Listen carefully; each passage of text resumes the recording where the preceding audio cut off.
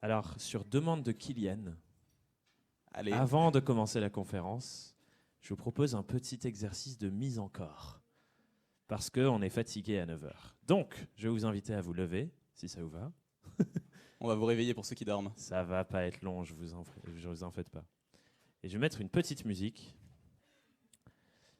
Et on va faire un truc très très bizarre, mais très drôle. Des squats. Non, pas des squats. Que les personnes qui étaient en séminaire avec moi ce week-end ont découvert, qui s'appelle l'exercice des spaghettis dans l'eau. Mais j'ai pas la musique que normalement on met, donc je vais en mettre une autre. Si vous avez peur, sachez que Romain et moi aussi, on a peur des spaghettis dans l'eau. Et vous ne savez pas ce que c'est. Musique. Si elle veut bien. Non, elle veut plus. Bon, tant pis, ce sera sans musique alors. Donc l'idée, si j'arrive, je vais essayer de remettre la musique, ce serait bien quand même. Vous avez juste commencé par allonger. Alors, vous dites peut-être pourquoi on est là et de quoi on va parler. Une question qu'on sait être réelle et tangible pour beaucoup d'indépendants, beaucoup de freelances, beaucoup d'entrepreneurs, surtout au début de l'aventure, mais en fait à n'importe quel moment, c'est cette question des clients. Et derrière la question des clients, il y a aussi la question de la visibilité, comment je les rencontre, comment je les attire et comment je trouve des nouvelles opportunités. Et nous trois, nous sommes ici pour vous parler de ça aujourd'hui, mais avec une démarche de fond. Vous avez peut-être vu pour ceux et celles qui étaient là hier et qui ont levé la main en disant « je suis allé aux conférences hier », souvent l'approche dans ce genre de conférence, c'est TikTok, c'est le nouveau réseau social où il faut absolument être, ou comment faire pour nouveau truc sur votre site internet pour attirer des clients. C'est souvent des démarches de le truc à la mode, le nouveau hack, la nouvelle technique. Et ici, on va davantage se concentrer sur le fond, avec une réflexion de c'est quoi les critères qui font que, de manière régulière et durable, on va attirer des opportunités pour nos entreprises. Et la petite histoire par laquelle on va vous en parler, c'est l'histoire de nous trois, mais aussi de toutes ces autres personnes, qui sont un petit groupe qu'on a constitué il y a 3-4 ans maintenant à peu près, au moment où on a démarré nos propres activités respectives. Et l'histoire de comment on est passé de ce petit groupe qui démarre en mode on a plein d'idées et on veut avancer ensemble à, ici pour le salon, on a été invité à venir intervenir dans une conférencière, une conférence ce matin et sur un stand. Et qu'est-ce qui fait qu'on a été invité ? Et du coup, l'angle par lequel on va vous en parler, c'est un angle spécifique sur le fond, comme je le disais. Mais avant de vous le révéler, j'aimerais vous poser une petite question pour vous faire travailler un peu quand même, vous faire bosser.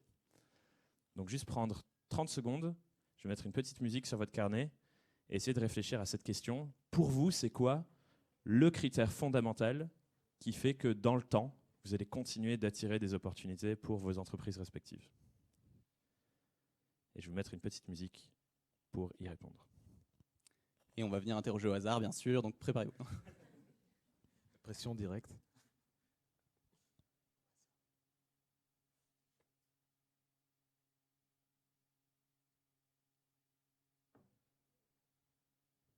Pas évident le système son ce matin.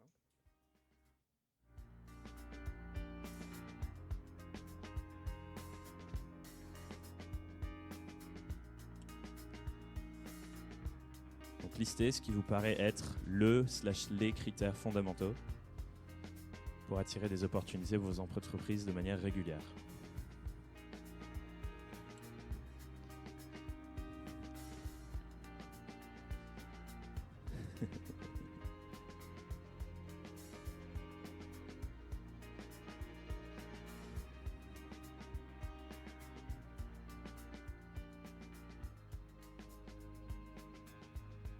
Encore une quinzaine de secondes.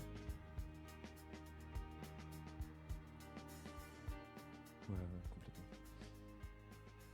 Et on va récolter quelques éléments. N'hésitez pas à noter ceux que vous entendez qui vous paraissent pertinents. Qui a une première chose à partager ? Qui a une réponse ?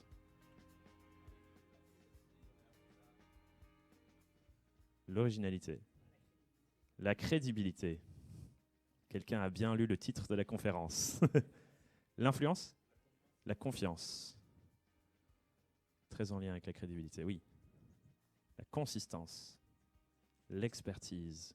Au fond, super, ce n'est pas une mauvaise élève. Les valeurs. La qualité, trop bien, plein de super critères. Effectivement, le titre de la conférence teasait un peu. Nous allons prendre ce sujet par un spectre, qui est le spectre de la crédibilité, en explorant un outil qu'on va vous partager qui s'appelle la jauge de crédibilité. Qu'est-ce que c'est la crédibilité ? Selon nous, quand on regarde cette métaphore de la jauge, ce qui nous permet d'attirer les meilleures opportunités pour nos entreprises, c'est de devenir de plus en plus crédibles sur nos sujets. Et le principe de cette jauge, c'est de se dire, pour chacune de mes compétences, pour chaque sujet, j'ai une jauge avec un certain niveau de crédibilité pour attirer des opportunités. Par exemple, imaginez, vous avez envie de faire un TEDx. Pour être invité à faire un TEDx, du coup, il faut un certain niveau de crédibilité sur votre sujet, pour qu'on se dise, tiens, j'ai très envie d'entendre telle personne parler de tel sujet sur scène, sachant qu'on doit choisir 5 ou 6 intervenantes parmi des centaines. De la même manière, j'ai une jauge de crédibilité sur la prise de parole en public, ou sur le marketing, ou sur Instagram, etc., etc. Et ce qu'on voulait vous faire explorer ce matin, du coup à 3, avec nos propres cheminements, c'est qu'est-ce que nous, on a mis en place comme levier de crédibilité depuis ces 3-4 dernières années qui font qu'aujourd'hui, on se retrouve ici et que vous pouvez aussi appliquer dans vos propres entreprises et dans vos propres projets. Et pour ajouter un truc en complément de Thomas, c'est toujours très intéressant la jauge de crédibilité quand on la regarde aussi dans la relation client, dans le sens où un client qui va se poser la question de travailler avec vous, c'est un client qui va se demander si cet investissement qu'il va faire va être aussi quelque chose qui va lui amener en retour. Donc plus vous allez être crédible à ses yeux, plus il y a quelqu'un qui a dit la confiance, plus vous allez avoir un haut niveau de confiance avec lui, plus il va se dire pour le temps que je vais passer ou le travail que je vais mener avec ce freelance, cet indépendant, plus je vais en avoir aussi pour mon argent et plus ça va marcher. Donc forcément il prend un risque, et plus vous êtes à même de diminuer ce risque avec une jauge de crédibilité forte, plus vous serez à même de le convaincre de travailler avec vous, parce que pour lui le risque sera zéro et ce sera un investissement gagnant. Complètement. Et du coup, le premier point de crédibilité dont vous voulez vous parler, qui est un peu ce qui nous a rassemblés dès le début, tous les trois, avec le reste de notre groupe dont je vous parlais tout à l'heure, c'est une posture de créateur plutôt que consommateur, et je vais laisser Romain nous donner son avis là-dessus. Exactement. Alors c'est hyper marrant parce que finalement, on se connaît depuis un petit moment avec les deux là, les deux loustiques. Et en fait, tous les trois, on est quand même des créateurs. Alors qu'est-ce que ça veut dire d'être créateur ? Je pense qu'on ne peut pas parler de crédibilité sans parler de création de contenu. Et alors c'est marrant parce que hier, on était dans notre stand et donc les gens nous demandaient mais qu'est-ce qui vous relie tous ? Et en fait, ce qui nous relie tous, notre point commun, c'est qu'on est tous des créateurs de contenu. Alors créer du contenu, finalement, c'est quoi ? C'est s'exprimer sur une plateforme. Alors ça peut être une newsletter, ça peut être un réseau social, ça peut être ici. Mais s'exprimer et essayer de créer de la valeur pour vos clients. Et alors ce qui est intéressant, c'est qu'en fait, on est quand même dans une société de consommation. Et la société de consommation nous envoie une petite mélodie comme ça qui est de dire en fait, ce que vous devez faire, c'est juste être des consommateurs. Et ce qu'on aimerait vous partager comme message, c'est qu'en fait, il faudrait faire partie des 1% des gens qui ne sont pas que des consommateurs, mais qui sont aussi des producteurs. Et on se rend compte que ce qui fonctionne bien, les gens qui ont un peu de pouvoir, on va dire de marge de manœuvre dans notre société, c'est ceux qui produisent. Et une citation que j'aime bien, c'est « Si tu veux bien vivre, produis bien ». Ça peut paraître un peu bizarre, mais c'est ça. Donc comment faire partie des 1% ? Tu veux que j'enchaîne là-dessus ou J'allais juste dire, c'est pour nous trois, ce qui nous a apporté régulièrement depuis les dernières années dans nos opportunités, ce sont des médias qu'on a créés. Kylian, son podcast et sa chaîne YouTube Inspiration Créative. Romain, un premier podcast qui s'appelait Inspire. Puis un second qui s'appelle Stratège. Le mien qui s'appelle Young, Wild and Freelance. Et c'est ça qui nous a créé de la crédibilité sur nos sujets respectifs.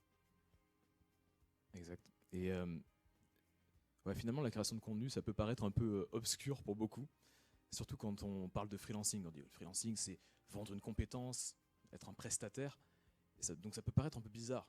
Mais ce qu'on aimerait vous dire aujourd'hui, c'est juste réfléchissez aussi à ça. La jauge de crédibilité, c'est essayer de se dire comment je peux faire.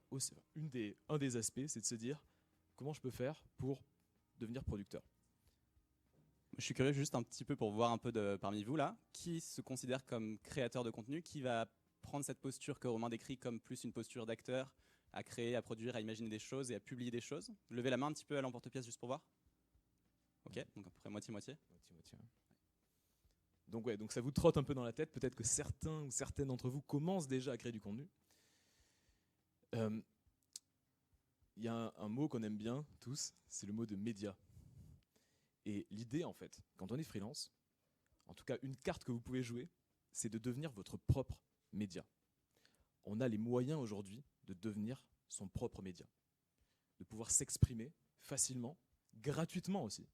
Ça peut paraître fou, mais finalement gratuitement, sans avoir à payer quoi que ce soit. Vous prenez votre téléphone et vous pouvez vous exprimer et diffuser. Il y a 20 ans, c'était impossible de faire ça. Et ça, on a tendance à pas s'en rendre compte.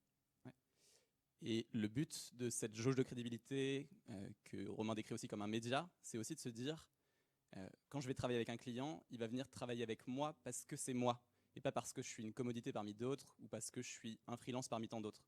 Un média, aussi petit que soit-il, un média, ça peut être un post que vous prenez, que vous faites demain sur un réseau social. Dès ce moment-là, un client qui va vous regarder de l'extérieur, il va se dire, potentiellement, je peux travailler avec cette personne ou cette personne pour ce qu'elle est, pour ses compétences, pour son univers riche, pour ce qu'elle a à partager, pour ses émotions, pour son énergie, en tout cas pour qui elle est en tant que freelance et en tant que personne derrière. Tant que vous restez dans l'ombre, vous allez toujours garder cette posture de un parmi tant d'autres, alors qu'au moment où vous décidez de prendre la parole et de vous dire « Ok, je commence à construire ma jauge de crédibilité », à ce moment-là, vous commencez à pouvoir sortir aussi de tout ça et appeler des gens qui vont travailler avec vous parce que c'est vous et non pas comme une commodité parmi tant d'autres. Et peut-être que le point qui relie les deux choses que vous venez de dire en une, pour vous faire un petit exercice rapidement, c'est de se dire, ok, Je comprends cette posture de prendre la parole, partager mes compétences, montrer ce dont je suis capable aussi, sous forme d'études de cas, raconter un projet du passé qui s'est bien passé, ce genre de choses, mais aussi raconter mon histoire en tant que personne, pour que les gens, comme disait Kylian, me choisissent moi parce que c'est moi, et pas moi parce que je suis moins cher ou parce que je suis le seul disponible sur l'instant, mais qu'on veuille bosser avec nous en tant que personne. Donc je vais vous faire un petit exercice, on va prendre vraiment juste 2 minutes, et l'idée c'est de prendre des notes chez vous en vous demandant, ok, qu'est-ce que je pourrais montrer, qu'est-ce que je pourrais valoriser de mon expertise, qu'est-ce que je pourrais créer pour démontrer ce dont je suis capable, d'une part, mais aussi mieux raconter mon histoire pour parler de mon parcours, de ce que j'ai vécu et de ce qui fait mon unicité en tant que personne. Donc c'est parti, je mets une petite musique et je vous invite à prendre des notes là-dessus pour devenir créateur. Qu'est-ce que je devrais montrer pour faire partie des 1% qui créent?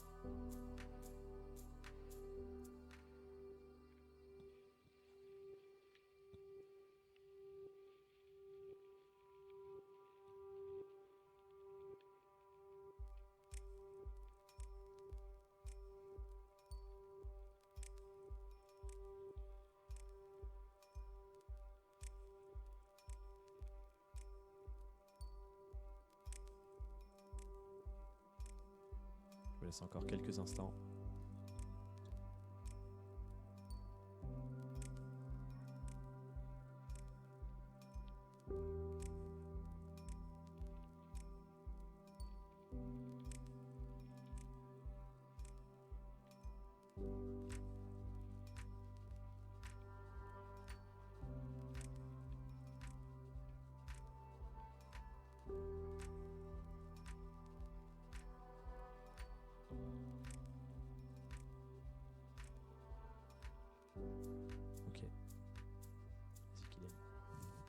Pendant que vous terminez un peu de réfléchir, moi je voudrais vous partager un truc parce que je vois, avec inspiration de créative, énormément de créateurs, de gens qui se posent la question de prendre la parole pour construire leur jauge de crédibilité, qui sont face aussi à beaucoup de blocages. On se dit pourquoi est-ce que j'ai quelque chose d'intéressant à raconter.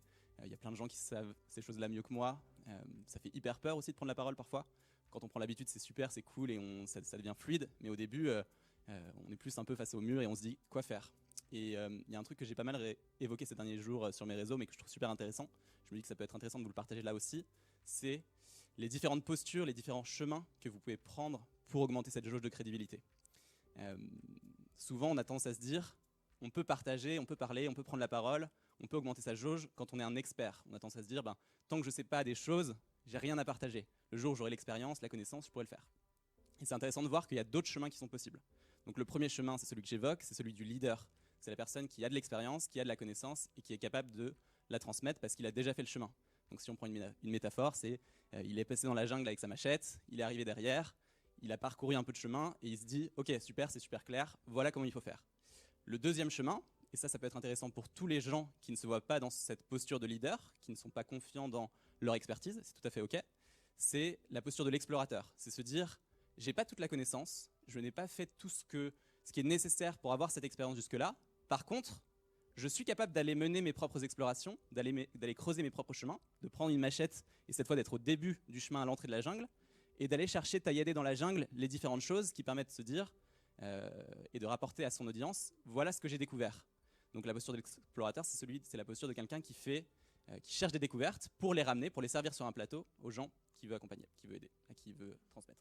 Et la troisième posture, elle est intéressante aussi, parce certains vont peut-être se retrouver dedans, c'est la posture du reporter. Donc le reporter, ça va être comme le journaliste à la télé ou comme le journaliste dans un média.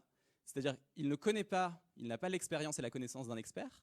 En revanche, il va être capable d'aller chercher l'information à sa source, avec son outil principal qui peut être l'interview, la rencontre, aller chercher en tout cas poser des questions aux personnes les plus avancées dans son secteur, dans son industrie, pour la ramener à son audience, aux gens qu'il veut servir. Et c'est super intéressant de voir que ces deux approches, les deux dernières que j'ai évoquées, les deux derniers chemins, elles sont tout aussi valables que la première.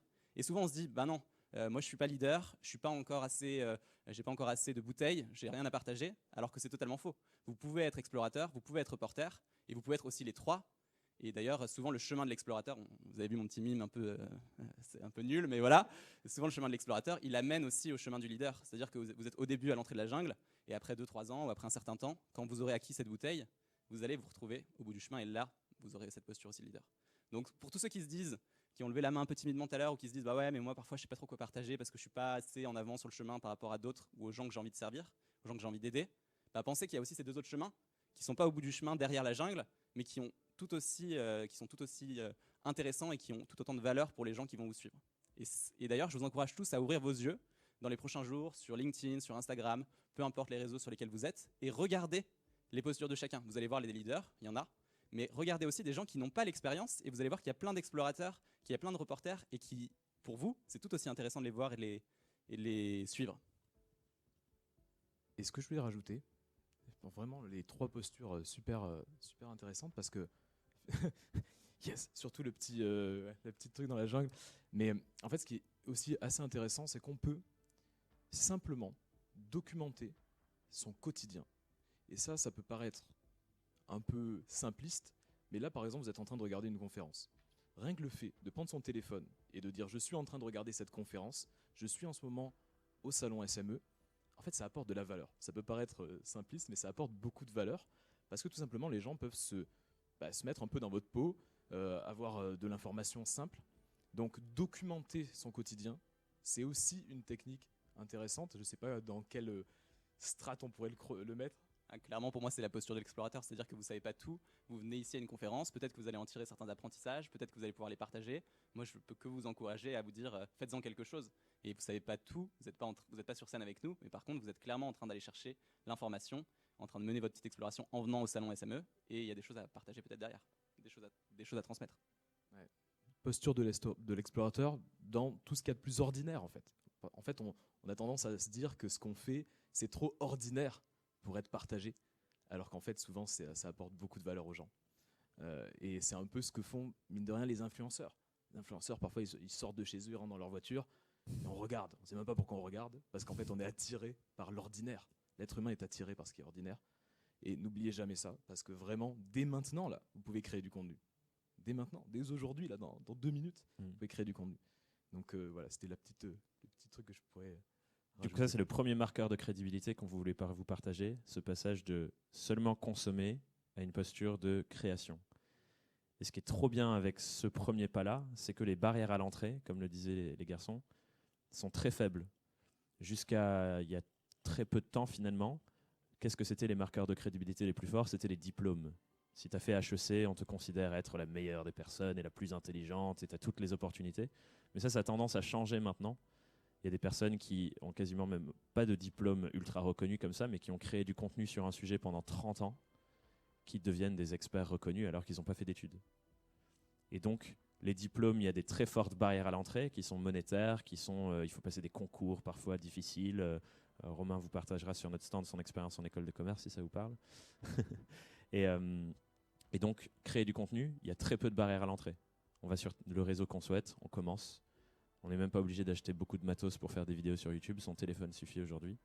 Donc les barrières à l'entrée pour engager cette première posture de création, elles sont faibles.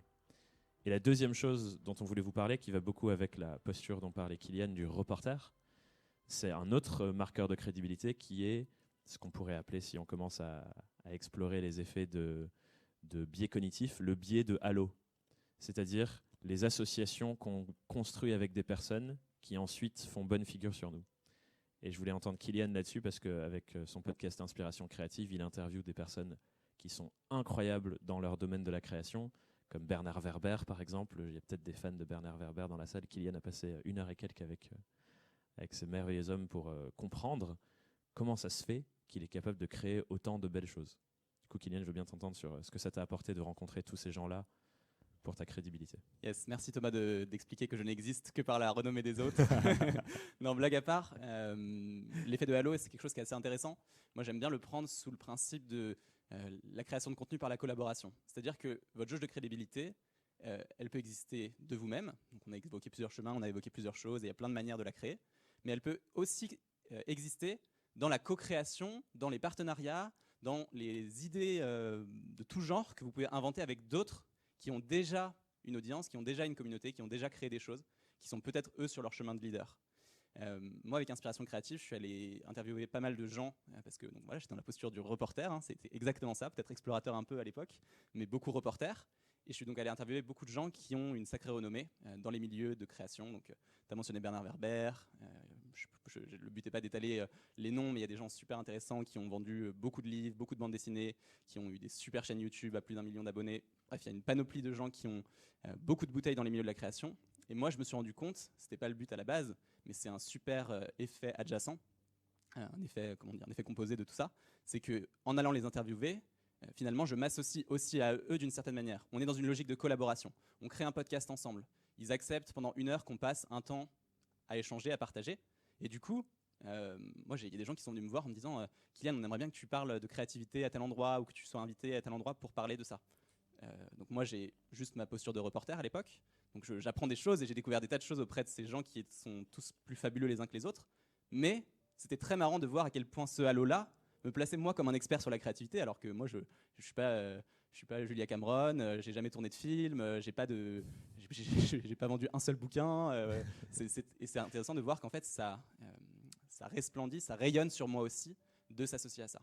Et je pense que c'est une bonne leçon aussi pour chacun d'entre vous ici, c'est de vous dire aussi, sans chercher la renommée ou le halo pour la renommée, en elle-même ça sert à rien, mais de vous dire voilà, cette posture de reporter, elle peut vous permettre d'aller co-créer des choses avec des gens dans votre réseau, avec des gens qui sont parfois un peu plus avancés, un peu plus leaders que vous, et qui vont vous permettre vous aussi de rayonner avec ça. C'est-à-dire que si demain, je travaille avec l'un de vous qui a lui aussi une audience, eh ben on va se faire rayonner mutuellement. Et je pense que c'est une idée intéressante de se dire qu'en fait, il peut y avoir des super effets positifs pour votre jauge de crédibilité en réfléchissant à, dans votre entourage ou dans les réseaux dans lesquels vous avez envie d'exister, comment vous pouvez imaginer des idées, des choses, des collaborations, des formes de co-création avec ces personnes qui ont eux-mêmes déjà fait un bout du chemin. Complètement. Et ce que je voulais rajouter, c'est que c'est une démarche qui est non seulement intéressante sur le moment, mais qui est super durable. Et le premier podcast de Romain est un super exemple de ça. Donc ça s'appelait Inspire, et il est parti interviewer des entrepreneurs qui sont dans la transition écologique, le recyclage, des sujets hyper importants pour notre ère, je pense. Et depuis qu'il a arrêté ce podcast, tu me diras quand c'était, mais il continue d'avoir des opportunités, même aujourd'hui, de personnes qui lui proposent des choses, alors qu'il ne fait plus le podcast du tout, ça fait des années, quoi. Exact. Podcast qui a fait, je sais pas, peut-être, je crois que c'était 12 épisodes, un truc comme ça. Et 12 épisodes, le dernier épisode, c'était en 2020. Et là, 2 ans plus tard, bah, en fait, j'ai des opportunités, des gens qui viennent me proposer des choses. Donc en fait, juste, c'est vrai que on sous-estime aussi le fait de juste tendre le micro à quelqu'un. C'est apprécié, en fait. Les gens aiment qu'on leur tende le micro, aiment raconter un peu ce qu'ils font. C'est pas si compliqué que ça de demander à quelqu'un est-ce que je peux t'interviewer, est-ce qu'on peut échanger et juste enregistrer ce moment. C'est pas si compliqué que ça. Et effectivement, l'effet cumulé et le côté hyper durable du contenu d'interview, c'est juste incroyable. Je sais pas si vous connaissez Génération Do It Yourself, qui est un podcast d'interview. Bon, je sais pas, il y a 400 épisodes et on peut écouter les épisodes d'il y a 4 ans et ça a toujours autant de valeur.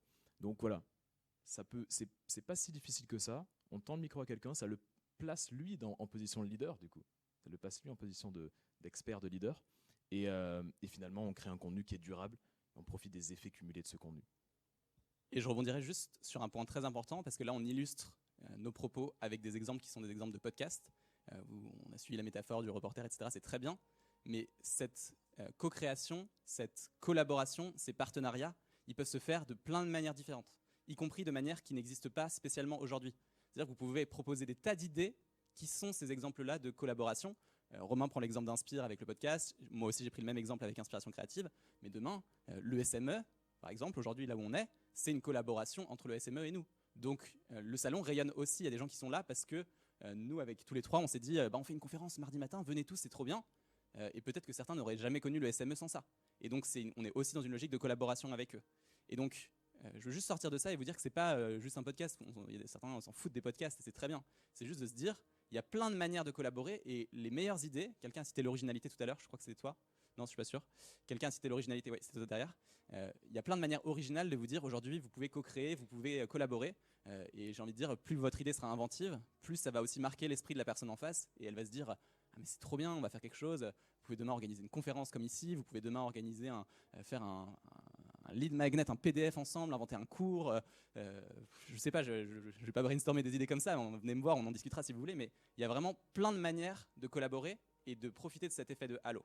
Et le deuxième truc, juste pour compléter, je te laisse la parole après, mais je voulais juste dire un truc, c'est que ici on mentionne une forme de la jauge de crédibilité, la renommée, mais ce truc-là n'est pas un but en soi, c'est plutôt un effet composé de vos actions, de vos bonnes idées, de vos idées de collaboration, et vous allez bénéficier de ce halo qui va resplendir, qui va rayonner sur vous aussi, mais on n'est pas là pour, on est plutôt dans une démarche authentique de cette approche, de développer des clients, de construire sa marque, etc. Le but n'est pas de chercher la renommée pour la renommée. Le but est de se dire, voilà, comment on peut créer des idées intéressantes avec d'autres et faire bénéficier tout le monde dans ce cercle vertueux. Et donc, de la même manière, maintenant qu'on a parlé de ça, je vais vous faire travailler vous pour vous, en vous demandant qui sont les personnes dans mon industrie, dans mon sujet, ou qui maîtrisent super bien les compétences que j'ai et que j'ai envie de valoriser dans mon entreprise, avec qui je pourrais discuter et du coup enregistrer quelque chose, organiser quelque chose, mais juste essayer de lister c'est qui les personnes qu'on jugerait influentes sur vos sujets à vous, pour essayer de voir comment je peux me connecter avec ces personnes. Donc je vais remettre la petite musique et je vous laisse bosser sur ça 2-3 minutes.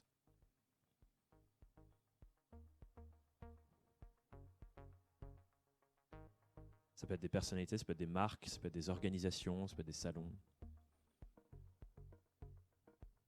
Et ceux qui hésitent et qui se disent est-ce que je réfléchis ou est-ce que je réfléchis pas, faites l'exercice, faites-le, essayez vraiment de vous projeter là-dedans. Tant qu'à profiter de cette conférence, vous êtes levé ce matin pour venir ici, faites-le à fond et soyez pas juste spectateur, comme disait Romain tout à l'heure. C'est déjà la première action pour se mettre dans une posture d'acteur, de créateur, de producteur.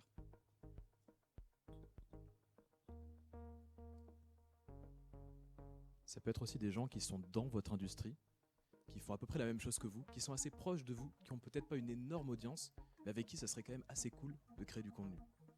Donc parce qu'on peut être un peu intimidé par le fait d'aller chercher la personne qui a 1 million d'abonnés, alors que déjà quelqu'un qui est pas loin de vous, qui a quelques abonnés en plus, voilà, vous pouvez créer du beau contenu avec. Ça peut être, vous pouvez faire une liste VIP et une liste les copains avec qui je peux créer dès demain, quoi.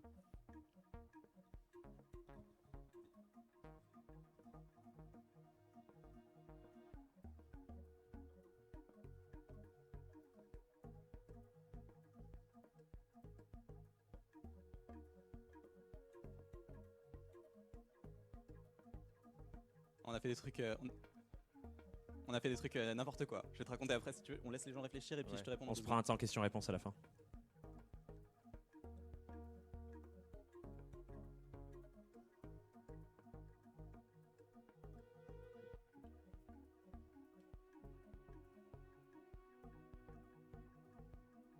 Je vous laisse encore une petite minute.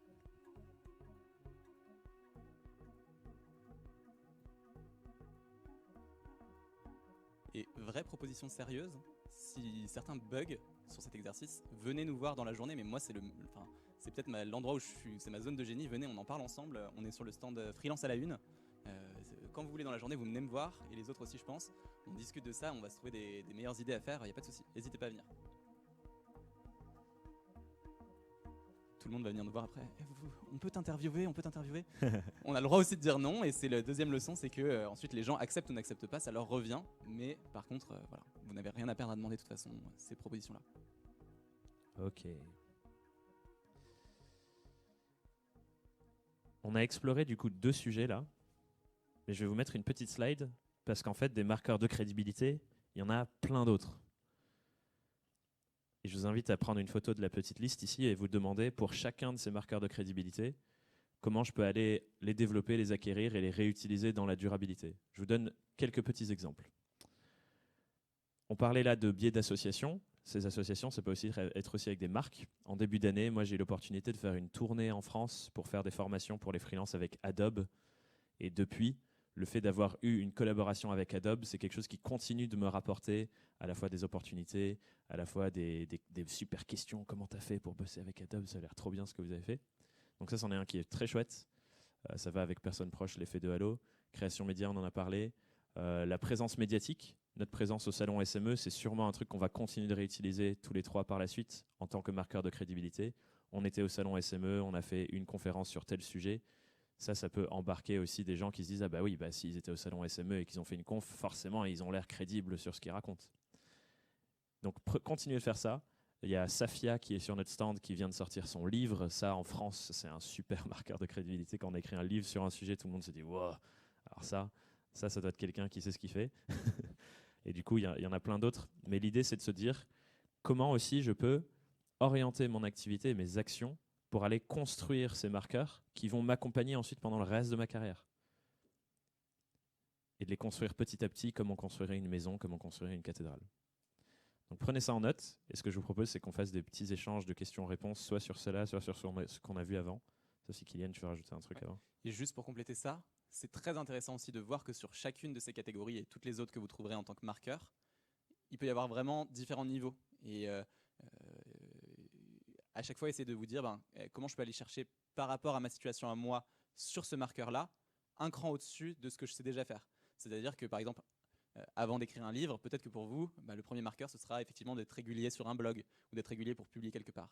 Mais forcément, le marqueur de crédibilité de livre, il va avoir plus d'impact que votre article de blog qui a été lu par quelques personnes sur votre site. Donc c'est intéressant de vous dire, voilà, comment à mon niveau, sur chacun de ces curseurs, je peux mettre une étape, une brique, une autre, etc. pour aller de plus en plus loin sur ce marqueur et augmenter sur cette catégorie-là ma jauge de crédibilité. Et ça revient à chacun d'entre vous de vous dire, voilà, pour moi, ce sera peut-être mes 100 premiers abonnés sur ma newsletter. Pour d'autres, ce sera peut-être mon premier cas client que je vais partager sur les réseaux. Pour d'autres, ce sera une interview avec Tim Burton. Je raconte n'importe quoi, mais... Non, mais ça peut être très loin et allez-y à votre niveau en essayant toujours de repousser ça à votre niveau. Je veux dire, il y a des gens qui sont très bons à un endroit, très bons et beaucoup moins bons à un autre. Allez-y juste de votre étalonnage à vous. Et par contre, essayez de vous dire, voilà, sur chacun de ces curseurs, plus je suis capable d'aller chercher un curseur qui a de l'importance, plus aussi la jauge de crédibilité va augmenter vite sur ce truc-là.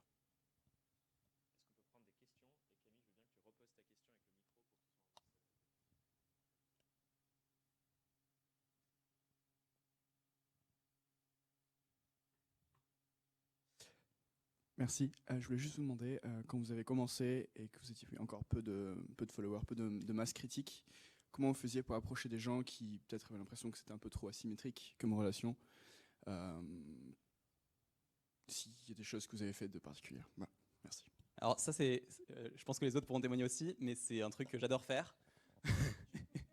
Donc pour moi, des gens qui ont un marqueur de crédibilité très loin de vous, c'est pas forcément des gens qui sont inaccessibles.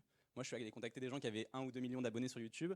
Je n'avais pas un podcast de sortie et à peine un pitch à leur proposer.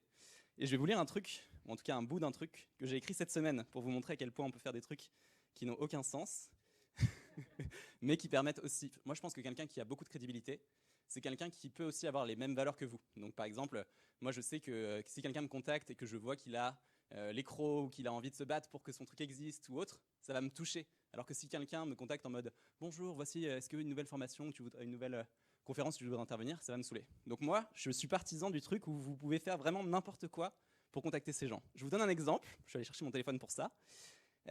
Moi, j'organise chaque année une grosse conférence en ligne qui s'appelle La Flamme, qui a pour but de rassembler les créateurs, etc., etc. Donc il y a eu la première édition l'année dernière. Et cette année, je voulais avoir Pénélope Bagieux. Qui connaît Pénélope Bagieux ? Donc Pénélope Bagieux, c'est la seule femme en France et le seul BDiste, homme et femme mélangés, qui a eu le prix Eisner de la bande dessinée, donc c'est un grand prix international. Donc en gros, dans les gens dans la bande dessinée en France, c'est une personne qui pèse. Je lui ai écrit un mail cette semaine pour la convaincre d'accepter de venir à La Flamme. Donc on est dans des mondes quand même séparés. Pénélope, elle a vendu des centaines de milliers de livres et elle en vend des centaines de milliers chaque année. Moi, je suis là avec ma petite conférence où il y a 2-3 000 pélos qui sont là. Bon, on n'est pas dans le même niveau. Et donc je lui ai dit, je me suis mis devant mon ordi et je me suis dit comment je pourrais la convaincre qu'elle accepte. Et donc j'ai décidé de lui écrire un poème. Je vais vous lire juste les 2-3 premières lignes. Bonjour Madame Bagieux. La 2e édition de La Flamme à grands pas arrive et c'est aujourd'hui avec la joie la plus vive que j'aimerais vous proposer de tout cœur d'accepter mon invitation pour ce moment de pur bonheur. Vous avez remarqué les rimes suivies. 1 an après, à un jour près, on prend le même projet, mais je l'espère sans le même regret. de ne pas avoir eu la chance de vous avoir à mes côtés dans cette danse pour une raison bien invoquée d'une BD en novembre dernier qui devait être publiée. Donc elle avait refusé l'année dernière de venir parce qu'elle publiait une BD. Cette poésie, vous l'aurez compris, est une nouvelle invitation à partager avec moi un moment plein de belles intentions. 30 minutes sur Zoom entre le 25 et le 28 octobre pour une délicieuse conférence à la fois joyeuse et sobre. Je ne vais pas vous faire tout le paragraphe, mais vous avez compris l'idée. Ce à quoi elle m'a répondu, tout en poésie également. « Cher ami, je te réponds immédiatement que fort malheureusement, aux dates que tu m'indiques, je serai en Amérique. Tu m'envoies bien chagriné et ton invitation m'a grandement touché. » Donc elle a joué le jeu. Elle a refusé, car elle est aux États-Unis, elle ne peut pas à ces dates-là. Mais je reviendrai l'année prochaine en grande pompe, et cette fois, j'espère qu'elle acceptera. C'est juste un bon exemple pour vous montrer qu'il y a plein de manières de faire. Je pourrais te donner d'autres exemples si tu veux, avec plaisir juste après. Mais c'est super intéressant en fait de casser les codes, amusez-vous. Et au contraire, ces gens-là, Pénélope, peut-être qu'elle m'aurait jamais répondu, mais là, elle se dit, le mec s'amuse, quoi. On est là pour rigoler, et puis ça la marque aussi pour ça. Et elle me répond en disant, cher ami, donc je pense que c'est plutôt un marqueur positif de notre relation future. C'est clair. Et ce que je souligne avec ça, c'est oui, l'idée c'est de se dire ok, si je les contacte par mail, comment je sors du lot de tous les mails que la personne reçoit toute la journée qui sont honnêtement la plupart chiants, mais aussi juste oser demander. C'est ce qui s'est passé avec Kylian. On a voulu interviewer en décembre dernier notre idole commune Seth Godin, qui est un peu le pape du marketing dans le monde entier. Qui voit qui c'est Seth Godin? Si vous ne voyez pas qui c'est, je vous invite vraiment à lire son blog. Ça fait 30 ans. Il écrit un article de blog tous les jours. C'est 30 ans, je crois. Hein. Il est incroyable. Et du coup, on s'est dit, on va aller le contacter. On était à Montréal, on prendra l'avion, on ira à New York, on va aller toquer à son bureau s'il faut. Et on dit, bon, on va commencer par un mail, on va lui demander, on va lui dire, on veut 15 minutes de ton temps, on va te poser 3 questions. Donc on a pensé tout un espèce de script pour dire, on a 3 questions à te poser. On lui envoie le mail. Et en moins d'une journée, on reçoit un oui, ok, pas de souci, on se prend rendez-vous sur Zoom. Et du coup, rien que pour nous, on s'est dit, ok, on a surestimé tout le taf nécessaire pour l'avoir. Et en fait, juste demander, ça suffisait avec une demande claire. Tu veux rajouter un truc? Ouais. Et c'était littéralement, il nous a répondu en 10 minutes. Nous, ça faisait 1 an, je me rappelle, 1 an avant, j'étais en train de me dire, mais putain, si un jour j'ai la chance qu'ils disent oui, ce serait génial, quoi. J'adorerais l'interviewer, c'est un super truc à faire, c'est une belle aventure. Pendant 1 an, je cogite comme un idiot dans mon coin à me dire, bon, bah, qu'est-ce qu'il faut que je fasse de fou pour qu'il accepte? On lui envoie un mail, en 3 minutes, il nous dit oui, on était sur le cul, quoi. Donc voilà, je pense qu'on continuera d'en parler sur le stand. Une question là-bas. Alors, juste avant, pour finir sur le truc, en fait, il y a à la fois la partie qualitative, donc vraiment laser, on envoie le petit poème à la personne, etc. Et il peut y avoir aussi une partie quantitative. Ça, on oublie un peu. Et si vous envoyez 100 mails à 100 personnes pour leur demander d'être interviewés, par exemple, il y a quand même de grandes chances que vous ayez quelques réponses. Ça, c'est un truc qu'on oublie un petit peu. Mais le côté loi des grands nombres, finalement, ça marche aussi, quoi. Donc, voilà, ça peut être aussi une approche alternative de se dire soit je suis laser, j'envoie le truc ultra laser, le petit colis, ou je savais que ça avait fait des trucs comme ça. Et donc ça peut être hyper précis, ou le petit mail à Seth Godin. Ou alors je me dis, ok, il y a ces 100 personnes-là, ça serait incroyable que je les interviewe. Et j'envoie les 100 mails. Dans les 2 jours, j'envoie 100 mails. Et ça, c'est voilà, on a tendance à se dire, non, je vais pas abuser quand même, 100 mails et tout. Chaque personne reçoit un mail. Hein. Donc, voilà. Donc réfléchissez aussi à la partie quantitative, à la loi des grands nombres, qui peut être quand même assez puissante. Alors moi, je voulais juste rajouter que le dénominateur commun, ce que je vois dans ce que vous dites, dans vos demandes, c'est que les deux, vous avez précisé la date. C'était hyper clair. C'est pas genre j'aimerais vous rencontrer et du coup la personne se dit ça va prendre 2 heures, etc. C'est soit 3 questions, soit 30 minutes par Zoom, etc. Et ça, je pense que c'est en tout cas, je pense que ça doit faciliter la réussite aussi d'être hyper précis. Je pense que c'est un truc qu'il ne faut pas négliger, c'est que toute personne qui a une jauge de crédibilité plus élevée que la vôtre, c'est aussi quelqu'un qui a, comme tout le monde, des projets à réaliser dans la vie, un emploi du temps où il y a déjà des choses dedans, un agenda qui n'est pas le vôtre. Effectivement, le but pour le convaincre, donc on a évoqué des faits qui sont l'original, etc.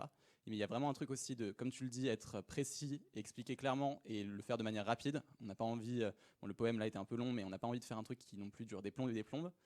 Et ensuite, un truc qui est important, c'est aussi de faire le travail. C'est-à-dire que plus vous allez faire le taf, de comprendre qui est la personne en face, qu'est-ce qu'elle aime, est-ce que vous êtes capable de citer juste, etc., plus cette personne-là va être touchée, elle va se dire, ok, c'est pas une énième demande à la con à laquelle j'ai pas du tout envie de répondre, c'est quelqu'un qui a des valeurs, des informations, qui a fait le travail, qui s'est préparé, qui vient me chercher moi parce que c'est moi et pas parce que je suis juste une autre personne qui a une autre jauge de crédibilité et dont elle voudrait bénéficier. On n'est pas là pour voler son temps, on est là pour construire quelque chose avec lui ou avec elle. Et c'est, comme tu le dis, ça fait une différence.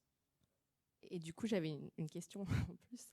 Mais est-ce que vous pouvez confirmer quand même que on peut se prendre beaucoup de non et que la qualité, c'est quand même la patience, en tout cas pour obtenir les marqueurs de crédibilité et surtout, je ne sais pas si vous auriez peut-être pas envoyé un mail à Seth Godin au moment où vous seriez lancé. Et du coup, ça prend un peu de temps. Il faut viser, faut pas viser non plus peut-être trop haut au début parce que si on se prend trop de non, peut-être que ça démotive. On confirme. Alors moi, je réfléchissais un petit peu à une équation un peu là-dedans, mais je pense que ton taux de réponse négative est inversement proportionnel à la qualité et l'originalité de la proposition que tu vas faire. C'est-à-dire que la loi des grands nombres, elle marche, comme a dit Romain, en prospection, pour des demandes de collaboration, pour des projets communs, etc. C'est sûr que ça marche.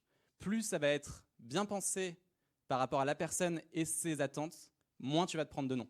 Je vous donne un autre exemple qui est assez intéressant. Quand j'ai commencé le podcast, moi, je ne connaissais personne. J'avais 0 contact dans ce milieu-là, mais vraiment 0. J'étais juste un petit gamin qui se posait des questions sur pourquoi ça fait 5 ans que quand j'essaie de lancer un projet, j'arrive pas à le faire et pourquoi je suis... Enfin voilà, plein de choses comme ça intérieures. Et donc, je me posais ces questions-là.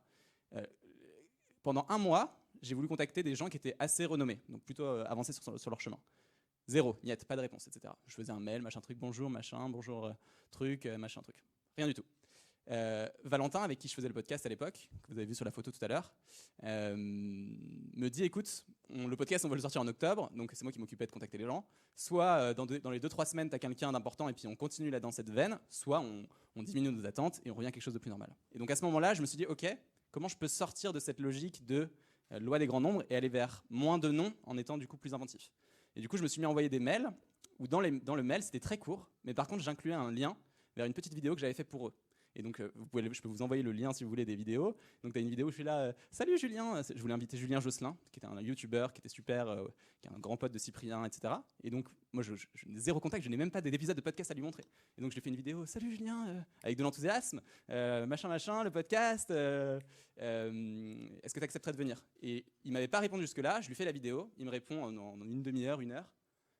Je me dis juste que c'est vraiment intéressant de voir comment, quand ça répond pas, quand ça marche pas, quand tu n'arrives pas à convaincre, comment tu peux casser un peu la façon de faire et te dire voilà, est-ce que je peux imaginer une façon originale de le faire pour justement marquer les esprits et en tout cas le marquer lui ou elle pour la convaincre. Et je vais conclure sur ça parce que c'est l'heure de couper et on doit passer à la suite pour les prochaines conférences. Mais comme disait Kylian, on est sur un escalier. Seth Godin, je pense qu'une des choses qui nous a permis de l'avoir, c'est de dire Kylian a un des podcasts les plus influents sur le sujet de la créativité en France, moi idem sur le freelancing. On a tant d'épisodes, on fait ça depuis tant d'années, on a tant d'écoutes, et ça montre qu'on est aussi sérieux et que c'est pas notre premier épisode et que c'est un truc qu'on va lâcher ensuite. Et du coup, moi, une demande que je fais maintenant à toutes les personnes qui veulent m'avoir sur un podcast, c'est de dire, ok, fais 10 épisodes, et si tu fais 10 épisodes de manière régulière, je serai le 11e avec plaisir. Et comme ça montre aussi, voilà, c'est un truc sérieux, quoi. On n'est pas là juste pour faire un épisode et en fait on lâche. Si vous voulez continuer de parler de tout ça et tous ces marqueurs, on vous invite à venir sur notre stand. Il s'appelle Freelance à la Une. On sera nous 3, mais aussi avec Julia et Julie de I Don't Think I Feel et Safia Gourari. Et l'idée du stand, c'est on se pose, on vous aide, on discute, on vous fait vous rencontrer entre vous et on parle de tous ces sujets. C'est le stand le plus confortable du salon avec des super fauteuils verts. Donc venez vous poser et discuter avec nous. Malheureusement, pas de café, on voulait, mais pas de café. Du caviar de conversation, disons. Merci d'être venu.